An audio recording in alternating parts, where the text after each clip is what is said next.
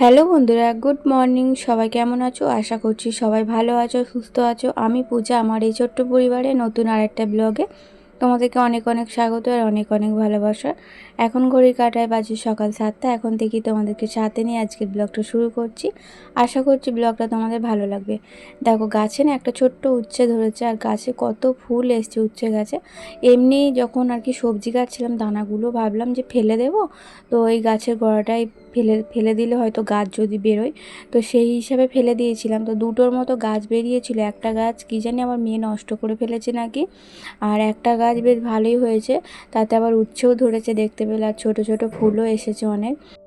তারপর চলে এসেছি এই যে পাখাটা পরিষ্কার করতে। অনেক দিন হয়ে গেল পাখাটা পরিষ্কার করা হয়নি। তো ঘরের পাখাটাই বেশি নোংরা পড়ে, কিন্তু দালানের পাখাটা বাইরে রান্না হয়, বৃষ্টি হয়, ঝড় হয়, মানে ধুলো ওড়ে, কিন্তু বাইরের পাখাটা অতটা নোংরা হয় না, কিন্তু ঘরের পাখাটা খুব নোংরা হয়।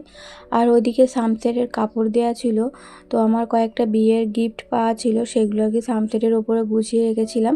কাপড় চাপা দেওয়া থাকলে না নোংরা কম হয়, আর চাপা না দেওয়া থাকলে আর কি নোংরা হয়ে যায় খুব। তাই জন্য কাপড় চাপা দিয়ে দিই, আর কাপড়টা ঝেড়ে নিলেই পরিষ্কার থাকে। আর কবে খুলে গিয়েছিল লক্ষ্য করিনি, আজকে চা খেতে খেতে দেখলাম যে এখানের কাপড়টা খুলে গেছে, তাই আবার কাপড়টা বাইরে থেকে ঝেড়ে আনলাম এনে। আর বিছানায় একটু পেতেছিলাম ঝুল ঝাড়বো বলে, ঝুলটা ঝাড়া হয়ে যেতে। তো এখন এই যে কাপড়টা আবার পরিষ্কার করে ঝেড়ে নিয়ে আর এই যে চাপা দিয়ে দিচ্ছি। তো এই জায়গাটা তবু পরিষ্কার আছে, আর এইদিকে যে দিকটা আর কি বক্সে আছে ওদিকটা খুব নোংরা হয়েছে। তো ভাবছি একদিন সামসেটটা পরিষ্কার করতে হবে, তবে একা তো হবে না। মেয়ে যেদিন স্কুল ছুটি থাকবে সেদিন আর কি ওকে বলবো, কারণ ওপর থেকে একা একা জিনিসপত্র নামানো খুব অসুবিধা হয়। একজন থাকলে হাতে হাতে করে দিলে, ওপর থেকে আমি দিয়ে দিলাম, হাতে ধরলো, নিচে নামিয়ে রাখলে তবু হয়, আর একা একা হয় না। আর ঘরটা না খুব ঝুলও হয়েছিল, ওই মাকড়সার জাল হয়েছিল, মানে একদম ঘরের কোণে কোণে মাকড়সার জাল ভর্তি হয়েছিল। তো 2 দিন ধরে 3 দিন ধরে তো শুধু দালানটাই পরিষ্কার করছি, ঘরটাই ওপর করা হচ্ছে। তো তবে করবো একদিন, ডিপ ক্লিন করবো। আসলে কী বলো তো, ডিপ ক্লিন করার কোনো দরকারই পড়ছে না। আমি তো রোজ ঘর দালান পরিষ্কার করে ঝাড়ু দিই, তাই ডিপ ক্লিন আর করতে হয় না, শুধুমাত্র ওই সানসেটটা একটু পরিষ্কার করলে হয়ে যাবে। তো ওই ঝুলটা ঝেড়ে নিলাম, যে কোনগুলোয় ঝুল হয়েছিল ঝুলটা ঝেড়ে, আর এই যে এখন বিছানাটা গুছিয়ে নিচ্ছি। তো বিছানাটা গোছালে আপাতত ঘরের কাজ শেষ হয়ে যাবে। ঘরের কাজ বলতে বাসি কাজ শেষ হবে না, শুধুমাত্র এই যে বিছানার গোছানোটা হয়ে গেলে আর কি, তারপরে ওই ঘর ঝাড়ু দেওয়া, মোছা, এগুলো তো আছেই, জানো প্রতিদিনের কাজ এগুলো। এগুলো একদিনও বন্ধ করা যায় না। আগে আগে ভাবতাম যে শুধু ঘরটা মুছবে, এত বড় দালান আর মুছবো না, কিন্তু থাকতে পারি না, জানো তো। প্রতিদিন দালান ঘর না মোছা হলে না একদম থাকতে পারি না। শুধু মনে হয় যেন দালান ঘর খুব নোংরা হয়ে আছে। একবার করে মুছে নিলে অনেকটা পরিষ্কার থাকে। তারপরে চলে এসেছে এই যে দেখো, র্যাকটা, বইয়ের র্যাকটা, তারপরে এখানে কয়েকটা টুকিটাকি জিনিস আছে সেই র্যাকটা। একটা র্যাকটা তো অনেক দিন ছাড়া ছাড়া পরিষ্কার করা হয়, তাই খুব ধুলোও পড়ে যায়।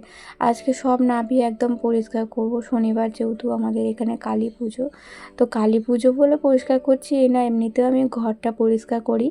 আর মা আরে আসবে বলে আরও বেশি করে আর কি ঘর দালানগুলো একটু পরিষ্কার পরিচ্ছন্ন করে রাখছি। তো এমনিতেও তো আমি ডেলি করি, তারপরেও আর কি আরও একটু ভালো করে করছি। আর আজকে কি বার তোমাদের তো সেটা বলা হয়নি। আজকে হচ্ছে বুধবার, মেয়ে স্কুলে যাবে আজকে দিনটা হলে, তারপরে আর কি স্কুল ছুটি পড়বে। আর কদিন ছুটি দেয় না দেয় দেখা যাক, কদিন ছুটি দেবে। আর বেশি দিন ছুটিও দেয় না, আমাদের ওই স্কুলটা না বেশি দিন ছুটি দেয় না। তো হয়তো 2 সপ্তাহের মতো কি 3 সপ্তাহের মতো ছুটি দেবে। দেখা যাক, আজকে স্কুলে গেলে তারপরে জানা যাবে। আর আজকে স্কুলে আর কি ক্লাস হবে না, ওই যে রবীন্দ্র জয়ন্তী আছে, তার জন্য আর কি একটু অনুষ্ঠান হবে স্কুলের মধ্যে। আগে জানলে আমি পাঠাতাম না, তো আমি তো জানি না, তো পাঠিয়ে দিয়েছিলাম। তারপরে বাড়ি এসে বলছে মা আজকে কোনো রকম ক্লাস হয় না, আজকে রবীন্দ্র জয়ন্তী হয়েছিল, তাই আর কি বাচ্চাদের নাচ গান হয়েছে। যাই হোক, পাঠিয়েছি। তো পড়াশোনা তো হয় না, তো কী হয়েছে, একটু আনন্দ তো করতে পেরেছে। তো এখন এই যে এইগুলো সব পরিষ্কার করবো, এক একটা করে নামিয়ে পরিষ্কার করতে অনেকটা সময় লেগে গেছে আমার। তো 4টে র্যাকের মধ্যে 3টে র্যাক সব নামিয়ে একদম মুছে মুছে পরিষ্কার করে রাখছি, তাই জন্য এতটা লেট হয়ে গেছে। আর ওপরের তাকটা যে বই আছে, ওই তাকটা আর আমি পরিষ্কার করব না, আমার না পরিষ্কার করে করে একটা বিরক্তি এসে গেছে। ওই জায়গাটা যতই পরিষ্কার করি, তো এবেলা পরিষ্কার করলে ওবেলা অগোছালো হয়ে যায়। তো মেয়েকে বললেও শোনে না, তাই ওপরের তাকটা যেমন আছে তেমন থাক। এই সেদিন আগে গোছালাম, তোমরা দেখেছো।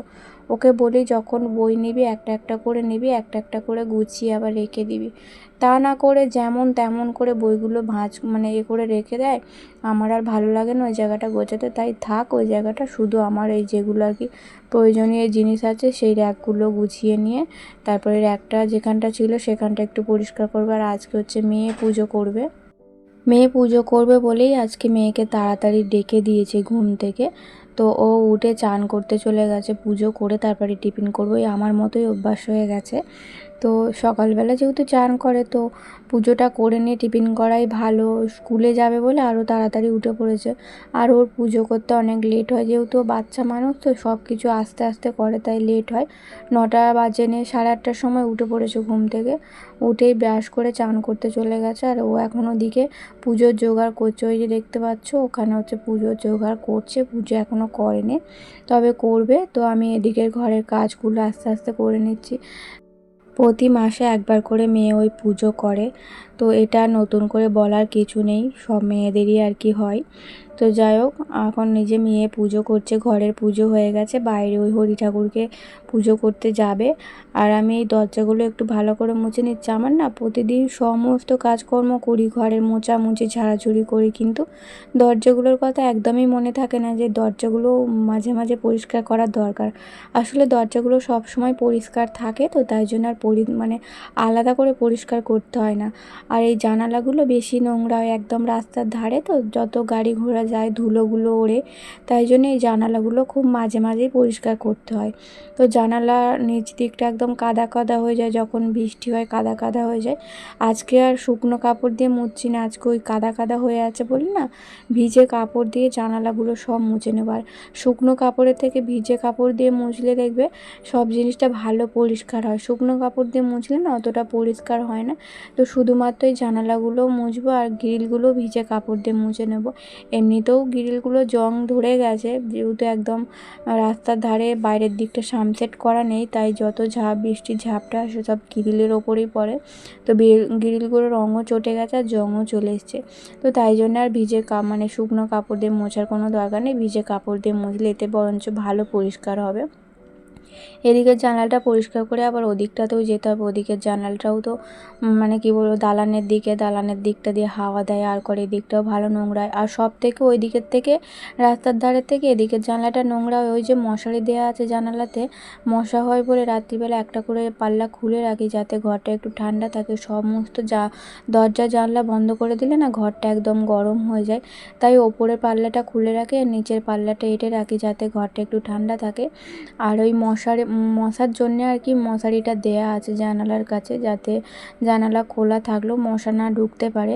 আর ওই মানে মশারিটাই যত ধুলো আটকে থাকে একদম, তো তাও আমি খুব মানে মাঝে মাঝেই পরিষ্কার করি যাতে না ধুলো হয়।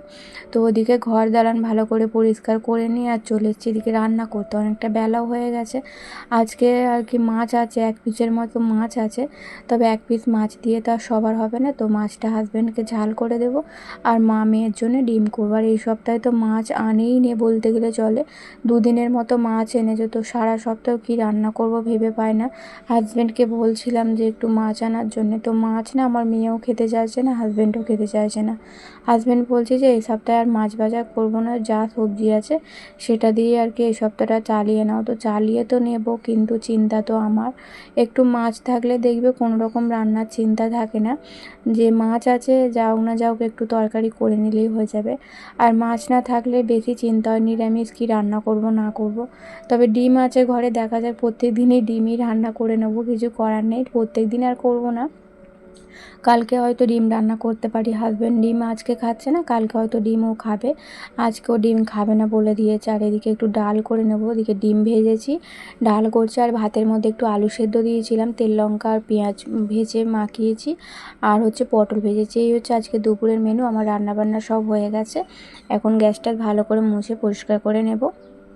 আজকে একদম সিম্পল সাদামাটা রান্না বলেই না বেলা করে রান্নাটা বসিয়েছি। ঘরের সমস্ত কাজকর্ম করে নিয়ে তারপরে রান্নাটা বসিয়েছি। এরপর আজকে তো আর পুজো করার কোনো ঝামেলা নেই, তো টিফিনটাও হয়ে গেছে, মেয়ে স্কুলে চলে গেছে। আর আমি এদিকে এই যে ঘরের কাজগুলো করে নিয়ে আর চান করতে যাব।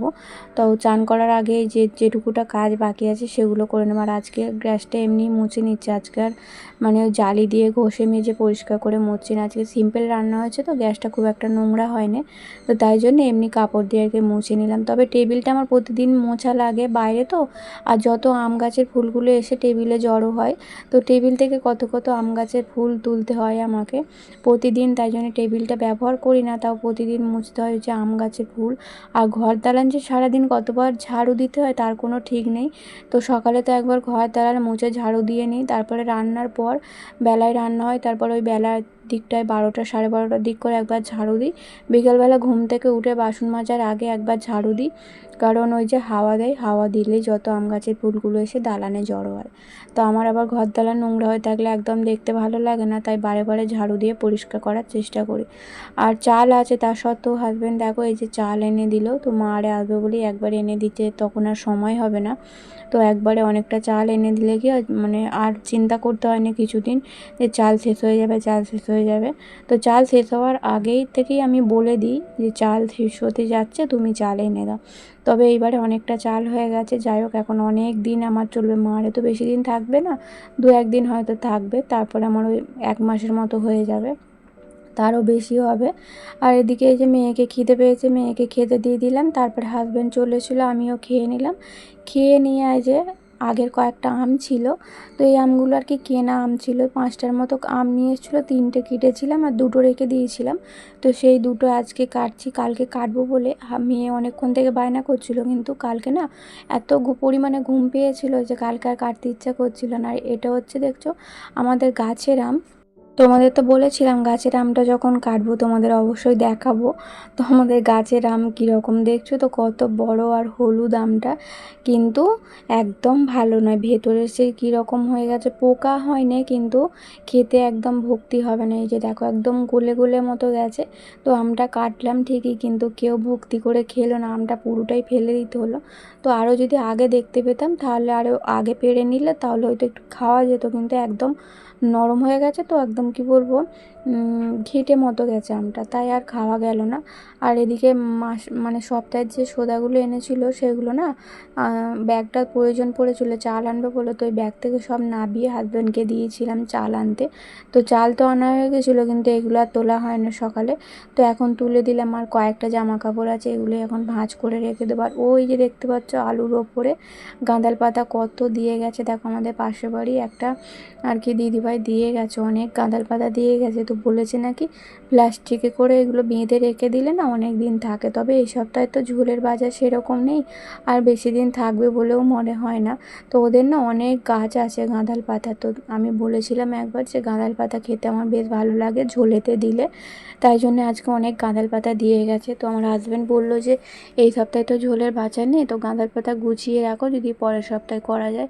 তো দেখি গুছিয়ে রাখবো, কি করব না করবো এখন পর্যন্ত ঠিক করিনি। তো গুছিয়ে রাখলে পরে হয়তো খাওয়া যাবে ভালো থাকলে। তো এদিকে জামা প্যান্টটা ভাঁজ করে নিলাম, নিয়ে যেখানে জিনিস সেখানে গুছিয়ে রাখলাম। ওদিকে গ্যাসের মধ্যে বসিয়ে দিয়েছি কড়াই সেদ্ধ, আজকে রান্না করবো হচ্ছে ঘুগনি। হাজব্যান্ড বলে গিয়েছিলো দুপুরের দিকে যে আজকে ঘুগনি রান্না করতে, আর হচ্ছে আটার রুটি করতে। কয়েকদিন ধরে ময়দা খাওয়া হচ্ছে না, তো তাই জন্য আর কি আজকে আটার রুটি করবো আর ঘুগনি করব। আর দেখো এত বোতল ফাঁকা হয়ে গেছে, সকালবেলা যে ড্রামে জল নেই সেইটা আমার খেয়াল ছিল না, আর যে জল দিয়ে যায় সেও তার বাড়িতে ছিল না। হাজব্যান্ড আবার দুপুরবেলা গিয়ে একটা মতো খাবার মতো জল এনে দিয়ে গেছে, তো বোতলগুলো খালি ছিল, একটাও জল ছিল না, জলও খেতে পাচ্ছিলাম না। তো এখন সব বোতলগুলো এই যে ভরে নিলাম। তো এখন আর একদিন না ভরলেও চলবে, আমি একদিন ছাড়া বোতলগুলো ভরি। প্রতিদিন ভরলে কি হয় বোতলগুলো আর এদিক সেদিক উল্টে পড়ে থাকে না, তো মাঝে মধ্যে আবার ভালোও লাগে না। আর এদিকে সন্ধ্যাবেলা টিফিনের জন্য হাজব্যান্ড নিয়ে এসছে যে সিঙ্গারা, আর মেয়ের জন্য নিয়ে এসছে স্যান্ডউইচ। তো এখনও চা করিনি, তবে কড়াই সেদ্ধ বসিয়েছি। তো বন্ধুরা চলো আজকের ব্লগটা এই পর্যন্তই, টাটা।